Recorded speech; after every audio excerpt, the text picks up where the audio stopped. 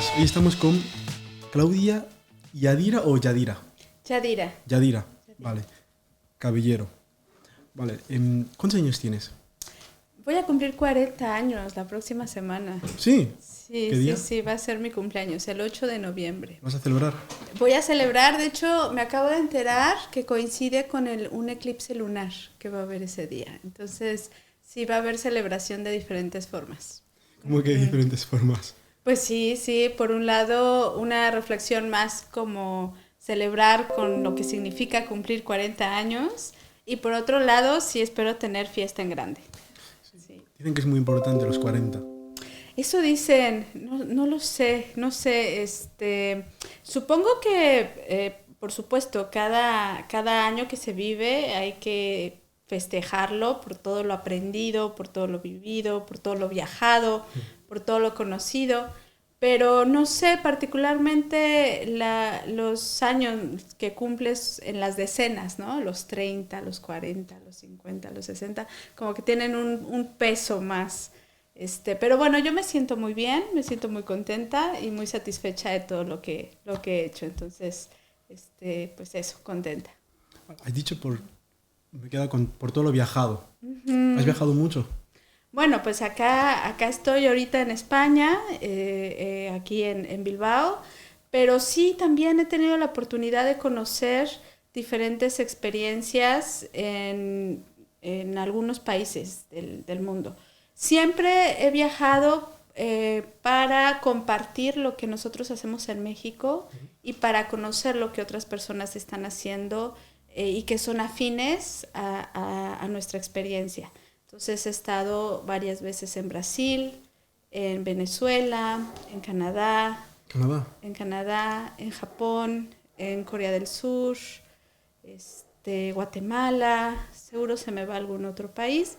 Y bueno, aquí he estado en varios lugares.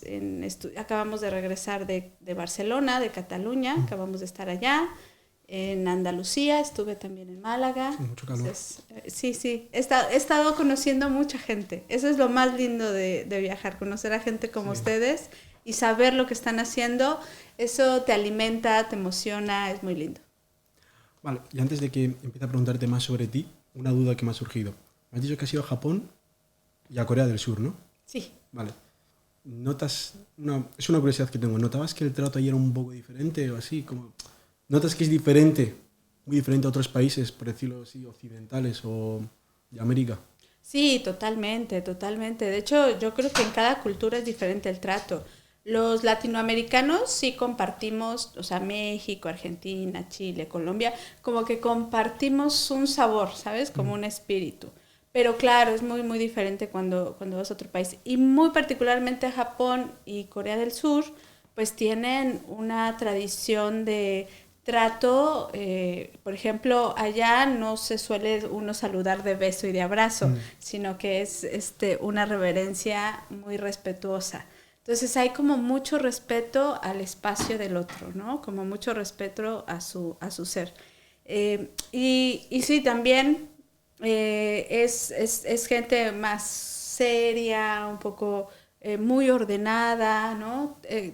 Para nosotros los latinos que somos un poquito más explosivos, sí. Pues claro, todo es ordenado allá en Corea y en Seúl, entonces sí fue muy chistoso, fue muy agradable porque además también conocí a gente muy linda, pero claro, es enfrentarte a una cultura bien diferente. Y bueno, has nacido en México, ¿no? Sí, yo soy de México. ¿En qué ciudad? Yo soy de la Ciudad de México. Ciudad de México, ¿no? Bueno, justo ahora, por si no lo sabes, se va en 2023, va a haber un premio, que es en México, justo en Ciudad de México, que es a los streamers. ¿Sabes lo que son los streamers? Sí, ¿no? De Twitch. Ibai, sí, Auronplay, gente muy famosa de YouTube que ahora hace streams. Y hubo como un poco cierto rechazo a ir hacia ahí, de la gente más importante de España. Entonces los streamers famosos de México dijeron, ¿por qué? Nosotros cuando hay premios importantes, porque ese premio se da en cualquier sitio. Claro. Entonces, la sede va a ser en Ciudad de México. ¿Por qué nosotros cuando es en España podemos tragarnos un viaje de 12 horas y no pasa nada, pero vosotros no podéis venir a Ciudad de México, ¿no? A ver, claramente había otros personajes públicos de aquí que sí decidían ir, pero hubo unos tantos que no y se ganaron bastante el odio. Y es porque, en plan, ahora ya no tanto, Pero antes, en México, había gente que tenía miedo. Sí. ¿Crees que es justificado o no? Bueno, por supuesto, para los que vivimos allá, vivimos en una cotidianidad, digamos, como segura, ¿no? Sí. Entonces yo te podría decir que no. De hecho, yo recibo muchas veces a gente en mi casa, han venido de la India, de Japón, de países latinoamericanos, en fin, y todos me preguntan lo mismo. Todos me decían, yo venía con miedo porque dicen que aquí te roban, te asaltan, te matan, te secuestran, en fin, ¿no? Y generalmente siempre se van como con una imagen distinta. Sí es verdad que hay zonas en la ciudad que son bastante complejas, que son zonas inseguras, pero Como en todas las ciudades. sí, como en todas las ciudades, pero yo creo que con la precaución debida, y sobre todo, creo que eso es lo más interesante, cuando se generan como redes de solidaridad, cuando hay apoyo al lugar al que vas. O sea, hay una persona que va a ser tu anfitrión, que te hospeda, que te indica, que te guía, que, no sé, incluso te dice, mira, esto está más barato, no vayas acá porque ahí te van a robar, pero otros, ¿no? Los que te quieren ver la cara, o que te van diciendo un poco como por qué zonas que ver, a lo mejor incluso no lo tradicional del turismo, ¿no? Sino verdaderamente lo auténtico. Creo que eso ayuda mucho. Ahora, no sé si en este tipo de premios se hagan ese tipo de redes, ¿no? Donde las personas que vayan puedan ver una ciudad y que no es la ciudad ni la ciudad violenta, pero tampoco la ciudad falsa que se muestra a los turistas, ¿no? Claro, yo creo que era importante que o sea, gente famosa de España fuese ahí y que creasen contenido ahí y que la gente viese que no es como la gente lo pinta. Porque puede ser o mejor o peor, ¿no? Pero que no puede ser como la gente cree que es vas ahí, te van a robar o te van a secuestrar. Entonces a mí me pareció un poco mal y por eso te lo he comentado, porque justo eso lo he oído hoy. Vale, y ahora sobre ti, ¿qué has estudiado? Bueno, yo estudié economía y estudié sociología. Y bueno, pero en realidad eso fue hace ya muchos años. Y lo que he aprendido, o sea, lo que más me ha impactado en mi vida ha sido justo lo que he aprendido después de acabar la universidad. Es decir, lo que he aprendido a partir de nuestra misma práctica cotidiana en economía solidaria y lo que he aprendido con muchas otras personas y experiencias con las cuales tenemos colaboración. Una persona como yo, que no sabe muy bien lo que es eso, Ajá. ¿qué es economía solidaria? O sea, ¿a qué te refieres cuando hablas sobre eso? Mira, bueno, en realidad es que nos dábamos cuenta que la manera en la que estábamos viviendo no estaba bien.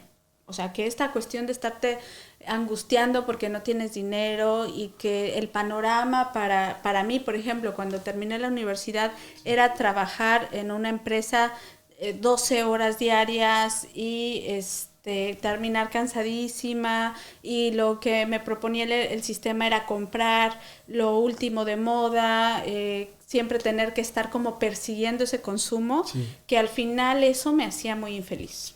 O sea, que eso no era vida, que yo no quería dedicar mi tiempo a eso. O sea, que estaba perdiendo ahí mi energía, ¿no?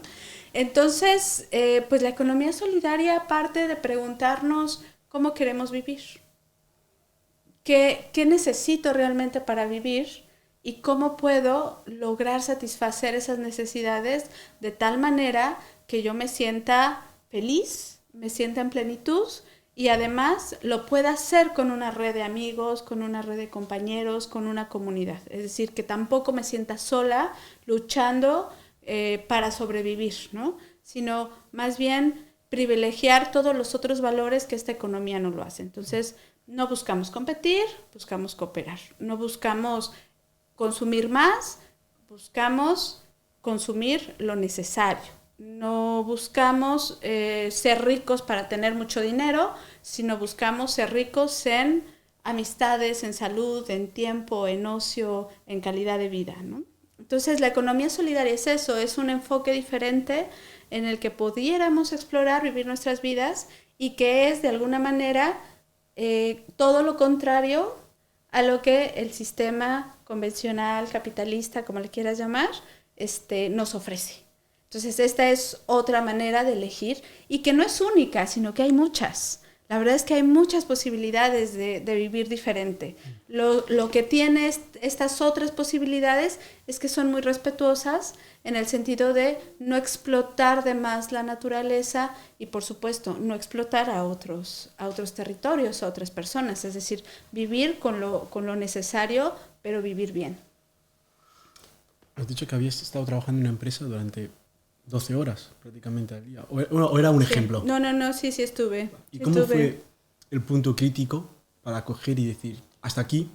No sé si fue una persona que vino y te enseñó esta manera de vivir o te diste cuenta por ti misma, pero ¿cómo fue el punto crítico que dije, ya está, yo ya no quiero estar aquí ya trabajando 12 horas porque no es vida? Sí, claro. No es vida, en plan, nadie quiere trabajar. Es que 8 horas ya son demasiadas, yo creo, para mí. Sí, para mí yo creo que 8 horas ya puede perjudicarte, o sea, 12 horas es un montón. O sea, ¿cómo fue que ese punto crítico? Sí, mira, pues yo siempre estuve muy cercana a los movimientos sociales, siempre participé de manera muy activa en la universidad, con grupos ligados a movimientos indígenas, campesinos, siempre. Pero claro, saliendo a la universidad, pues uno busca trabajo para independizarse. Yo quería salir de la casa de mis papás, ser independiente, tener mi departamento, en fin. Y claro, pues tenía yo que encontrar trabajo. Y estuve trabajando en una consultoría y le dábamos asesorías a empresas de tecnología muy no sé, rimbombantes, Cisco, no sé, empresas grandes. Y sí, efectivamente, yo trabajaba un montón, pero un montón. Había veces que trabajaba menos, que trabajaba 6 horas, pero cuando había que estar terminando proyectos, 24 horas. O sea, no me iba de la oficina hasta terminar, ¿no? Era de este tipo de hiperproductivismo en donde ni siquiera es que te pongan ellos los horarios, sino que tú tienes que cumplir con el trabajo porque tienes que quedar bien con el cliente, ¿no? Y la verdad es que yo siempre supe que eso no era lo que quería hacer. La verdad es que siempre lo supe. Pero sí soy muy consciente que durante ese tiempo yo me enfermé. O sea, realmente estaba enferma. Empecé a tener problemas de salud, empecé a tener problemas de estrés, empecé a tener un cansancio crónico, por supuesto.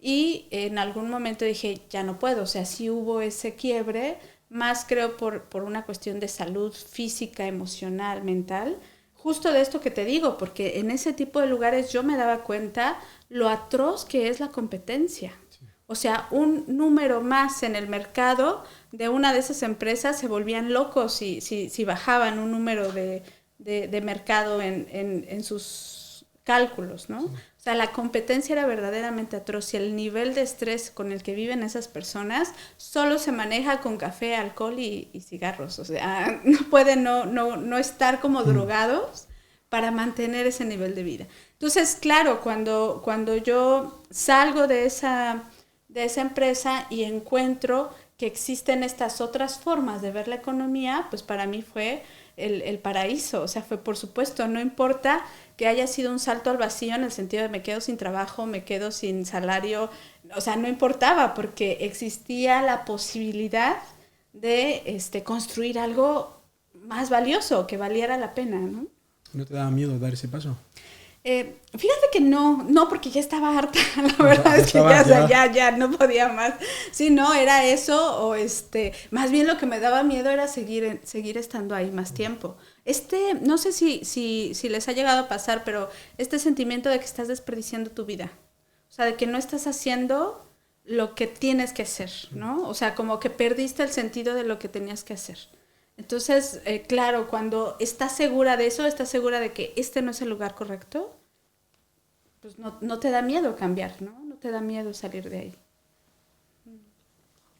Aquí tengo apuntada que es la fundadora de Red Multitrueque Michuca, sí. Michuca. ¿Qué significa Michuca? Michuca es una palabra náhuatl. Sí. Es un lugar en la Ciudad de México y es un lugar que significa el lugar donde las mujeres dan a luz. Es tradicionalmente allá en México los mexicas, las comunidades que vivían antes de la colonia, hacían unos baños de vapor circulares y en esos baños de vapor se preparaban a guerreros, pero también se preparaba a las mujeres que iban a parir, que iban a dar a luz. Entonces, este es un lugar de temazcales, así se llama este baño, donde las mujeres paran. Y nosotros ahí iniciamos nuestra experiencia, es un barrio de la Ciudad de México, y ahí fue donde iniciamos una comunidad que hace intercambios, y para hacer esos intercambios utiliza un vale al que llamamos moneda comunitaria. ¿Intercambios de qué? De lo que necesitamos, de comida, por supuesto, porque necesitamos mucha comida. Entonces hay quien lleva hortalizas, hay quien lleva pan, hay quien lleva cosas muy ricas como helados artesanales, o hay quien lleva jabones, shampoos, o quien lleva, no sé, libros, en fin, o sea, se llevan productos y servicios que nosotros mismos hemos visto, detectado que necesitamos, y esos, digamos que en lugar de decir que los compramos y vendemos, decimos que los intercambiamos, porque no estamos buscando mercantilizarlos, no estamos buscando obtener un lucro en dinero por ello, sino lo que buscamos es que yo entrego mis productos a los demás para que a ellos les sean útiles, para que les sirvan, y al mismo tiempo yo me llevo los productos de los otros. Y puede ser con un intercambio directo, de tú me das esa plantita y yo te doy este micrófono, o puede ser con una moneda comunitaria. Entonces tú me dices el precio de tu plantita y yo te la pago con unos vales que utilizamos como moneda. Luego esos vales tú puedes utilizarlos para, dentro del mismo ámbito, o sea, del mismo círculo, o comprar otra cosa, por decir, conseguir otro producto que tú necesites, ¿no? No, los vales solo los podemos utilizar entre nuestra red. Por eso. Entre nuestra comunidad. Vale, en tu comunidad luego puedes utilizar esos vales para cualquier otra cosa. Esos vales son solamente nosotros los utilizamos solamente. O sea, yo te compro y tú le puedes comprar a la otra persona de la comunidad, y esa persona me compra a mí, y están circulando todo el tiempo entre nosotros durante un año. Un año es lo que dura la vigencia del vale, y al final del año todos entregamos la misma cantidad de vales que recibimos en un inicio. Entonces, así como todos recibimos una misma cantidad de vales, al final todos entregamos esa cantidad de vales y volvemos a iniciar otro ciclo. ¿El mismo vale? O sea, ¿tienes alguna foto o algo del vale? Sí tengo. Ahí está mi mochila. No lo traje, pero si quieres, si me la pasas completita, porque no sé dónde. Ahí está. Sí, se las voy a enseñar. Por verlo. Claro, se las enseño. De hecho, es una modalidad, pero existen muchas. Buenas tardes. Aquí está Esther. Existen muchas modalidades, y hay algunas que son modalidades más bien virtuales. Y de hecho hay varias monedas comunitarias en México y por supuesto en el mundo, pero estas son algunas de las que, esa es la que nosotros utilizamos. Hoy no traje las otras. ¿Cada uno tiene un significado? Sí, cada una tiene un significado. Esos son como valores que acompañan nuestra experiencia. Entonces, por ejemplo, pues se habla de... El primero es un ajolote. Sí. El ajolote, no sé si lo conozcan acá, pero es una especie súper rara. Se da en los lagos allá en México, y es una especie rara porque es como el bebé de la salamandra que nunca llega a ser salamandra. O sea, siempre se queda en un acuático, un anfibio.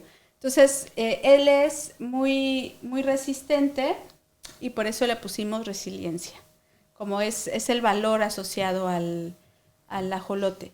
Y bueno, otro súper importante es la abeja, también, y nosotros tenemos un trabajo le llamamos de polinización como las abejas, que tiene que ver con esto de contagiar nuestra experiencia con otras personas, dar talleres, dar pláticas, de hecho estar aquí con ustedes.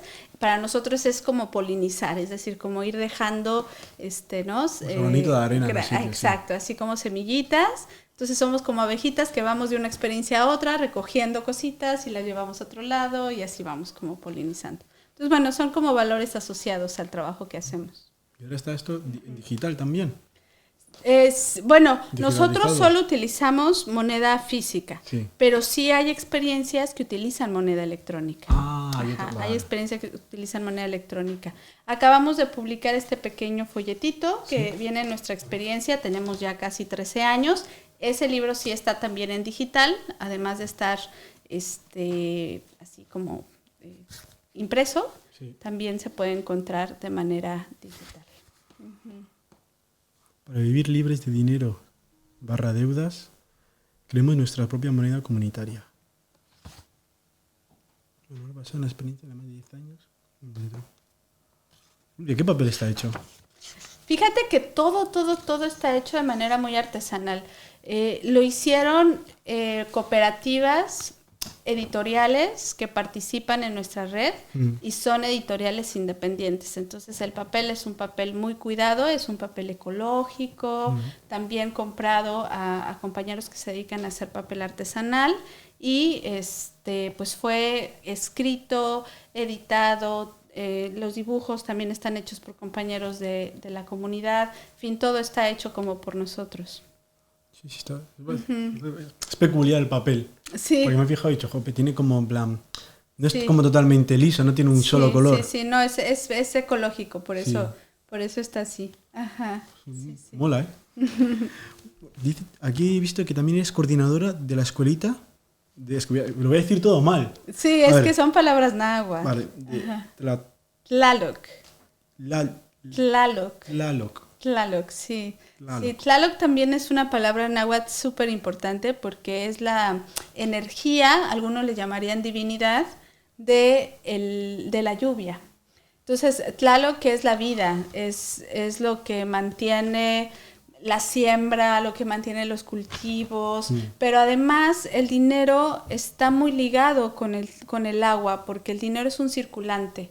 El dinero es como el agua, cuando se estanca, se pudre. Entonces el agua tiene que circular. Y lo mismo pasa con el dinero. Y ese es un problema con el dinero actual, con el dinero financiero, que está pudriéndose, acumulado en muy poquitas manos. Y eso está podriendo toda la sociedad. Entonces, este dinero que nosotros utilizamos se basa en la circulación.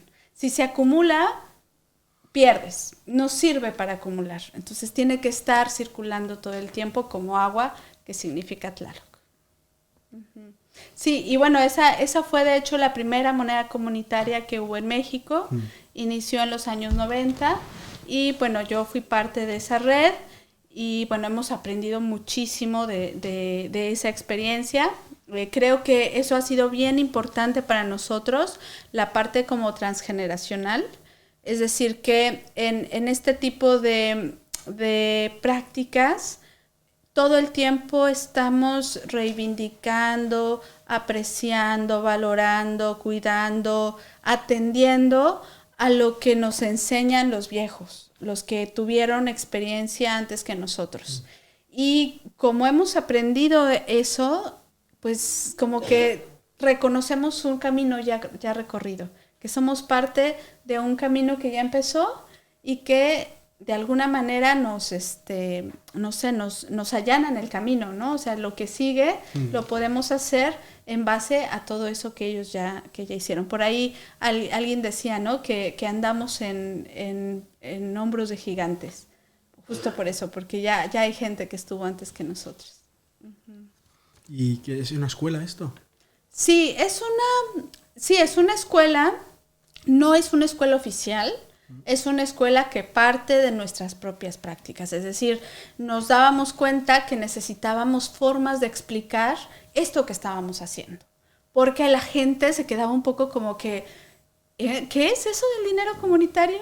¿O de verdad puedes vivir con dinero comunitario?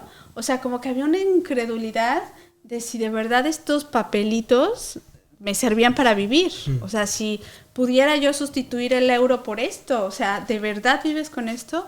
Había como incredulidad, pero también, eso lo hemos comentado mucho, hay una especie de barrera para todo lo que tenga que ver con la economía. O sea, como que es difícil, es tedioso, eso nadie lo entiende. Y sí, es verdad, o sea, las universidades y los economistas se han encargado de crear un lenguaje totalmente fastidioso. Entonces, nosotros lo que intentamos con este espacio de estudio es que a partir de lo que nosotros vivimos, explicar una economía, pero distinta, ¿no? Una economía basada en todos estos valores que te acabo de comentar. Entonces, ese espacio es eso, es un espacio de estudio que tiene la base de la práctica, pero que todo el tiempo estamos reflexionando y leyendo libros y experiencias de otras partes.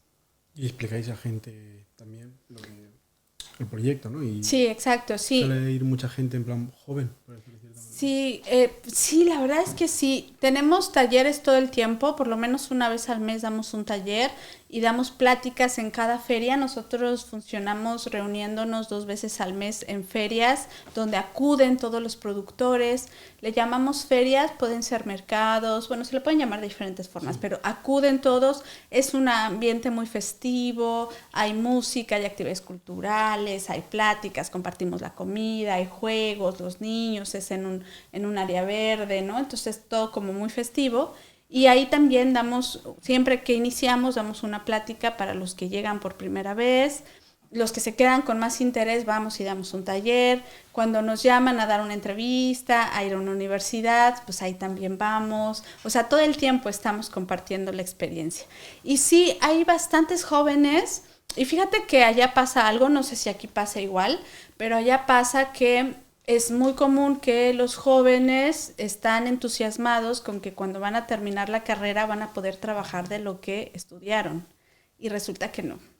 Resulta que les cuesta muchísimo trabajo encontrar algo y que terminan trabajando allá, por lo menos allá pasa mucho, que terminan o de choferes como de taxis o de Uber o cajeros de pequeñas tiendas, generalmente muy capitalistas, o en estos centros como de call centers o de telemarketing. Son trabajos así, de verdad, en los que no me atrevo a decir un porcentaje, pero un alto porcentaje de jóvenes terminan en eso, independientemente de que hayan estudiado contabilidad, derecho, administración, economía, artes, comunicación, lo que fuese, ¿no? Entonces hay muchos jóvenes desilusionados de alguna manera con eso y buscando, en eso me reflejo en ellos, buscando estas alternativas, o sea, buscando otras opciones en las que puedan darle más sentido a su vida. Y cuando se juntan con nosotros, pues se dan cuenta que es importante también hacer, por ejemplo, huertos urbanos. Trabajar temas como temas de agroecología, estar más en contacto con las plantas, con la soberanía alimentaria, o que pueden hacer trabajos, por ejemplo, pues más como ligados a oficios, como aprender a hacer conservas, o hacer pastas, o hacer pan, o que pueden generar una cooperativa de servicios, y que pueden hacer una cooperativa entre médicos, y que no tienen que estar buscando que un hospital los contrate, sino que ellos pueden hacer una cooperativa de médicos, ¿no? Etcétera, etcétera. O sea, las posibilidades son un montón. Y bueno, pues cuando se acercan a estas experiencias empiezan a abrirse esas otras posibilidades.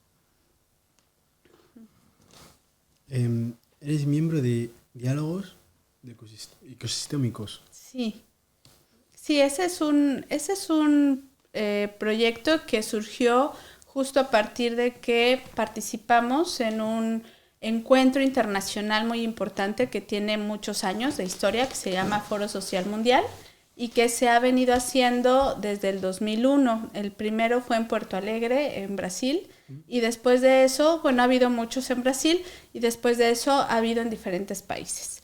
Y bueno, de hecho en mayo de este año lo tuvimos acá en México. Al principio era un encuentro muy grande donde participaban muchas organizaciones, pero bueno, las cosas han cambiado a lo largo de 20 años y esta ocasión pues fue más pequeño, pero fue hecho desde los movimientos autogestivos. Pero ya antes, en el 2008, habíamos tenido una edición del Foro Social Mundial mexicano. Y después, para darle continuidad a ese foro en donde participaron muchos movimientos ecologistas, de la economía solidaria, muchos movimientos de comunicación, de radios comunitarias, de televisiones alternativas, incluso de proyectos que estaban buscando democratizar el internet, etcétera, etcétera. Y de derechos humanos, por ejemplo, también muchos movimientos ligados a la migración. Entonces, entre esos movimientos decidimos mantener una serie de diálogos en donde lo importante era no solo hablar de lo que a ti te interesaba. Entonces, yo que soy de comunicación, solo me interesa conectar con los otros que están haciendo comunicación, no, sino que la idea era integrarnos entre todos. Entonces, que a mí me interesara el movimiento de migración, pero que el ecologismo le interesara lo que estuvimos haciendo en economía solidaria, etcétera, etcétera. Es decir, como compartir un poco todo lo que estábamos haciendo, ¿no? Y pues ese proceso duró casi 10 años. Y bueno, pues ahorita te digo un poco, ya está suspendido, pero seguimos trabajando con esos movimientos y seguimos trabajando con estos encuentros internacionales. Una duda que me surge. A estos países que has viajado y que imagino que ha sido para compartir esta idea de vida, ¿has notado que en algún país haya por de cierta manera, o sea, la haya rechazado un poco? ¿Haya parecido algo muy ficticio que no se puede llegar a cumplir? O sea, algo en algún país tipo, no sé, que haya sido más cerrado en esa forma de pensar, que no pensase que eso pudiese llegarse a dar en su país, o que viese que dije, no, yo prefiero que estar viviendo así, trabajando 8 horas o 10, 12, claro, y yo quiero dinero, dinero y dinero. ¿Hay algún país que hayáis notado claro. eso? Fíjate que siempre cuando nos invitan es gente muy linda, pero además muy abierta, y gente que también tiene ya alguna sensibilidad o un proceso similar al que nosotros trabajamos. Entonces, cuando se da este compartir, se da en un ambiente muy amistoso, muy empático, y siempre con la posibilidad de aprender del otro más que de rechazarlo, ¿no? O sea, como que eso de rechazarlo es la verdad bastante cerrado, así como que, no, eso no sirve. Pues oye, te estoy diciendo que llevo 13 años viviéndolo, sí. ¿Cómo podrías decir que no? Pero eso no me ha pasado tanto. Sí me ha pasado en algunos lugares, incluso en mi país, por ejemplo, con economistas. O sea, ahí en la universidad hay economistas que son muy abiertos y muy proclives a este tipo de alternativas, pero hay otros muy cuadrados que si no les hablas de retorno de la inversión, Producto Interno Bruto y cosas de ese tipo, no entienden otra cosa que no sea con esas palabras, ¿no? Entonces sí, claro, sí hay un segmento bastante amplio que no tiene oídos para este tipo de cosas, ¿no?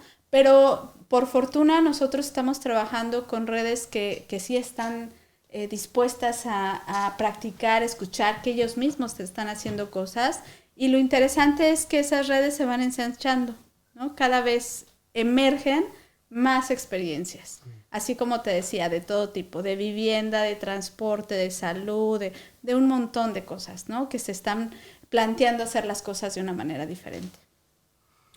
Y bueno, como último, a una persona joven que esté estudiando, se esté sacando ahora justo la carrera o el grado, o esté acabando la ESO, lo que sea, que su única forma de ver la vida sea lo que tú has dicho al principio, que es trabajar, conseguir dinero, comprarse el último iPhone, comprarse el coche más chulo, comprarse lo último de moda, ¿qué consejo le darías? O sea, ¿qué le dirías para que cambiase esa forma, para que cambiase perspectiva? Bueno, yo la verdad es que le preguntaría eso. Le preguntaría si realmente es feliz haciendo eso.